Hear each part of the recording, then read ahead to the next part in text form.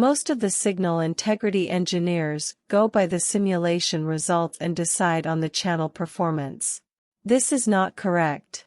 Signal integrity results must be analyzed thoroughly to come up with a conclusion on the performance of the channel.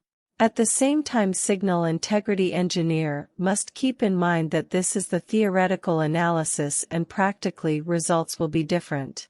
An experienced signal integrity engineer will correlate the results between practical results on such boards and compare them with current results and then predict the current board's performance.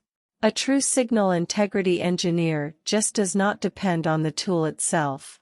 For example, using signal integrity analysis, we can predict the maximum frequency up to which the channel can perform better.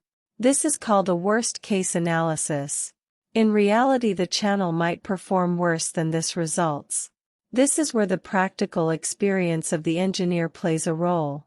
Signal integrity engineer understands that model of a chip available for simulation might not be exact replica of the chip used on the board. As an engineer, we know, every chip has manufacturing variations, there will be slight variation between performance of the chips. PCB and components also adds up to this variation. So, signal integrity engineer always gives a band of operation and never predicts or gives exact operating value.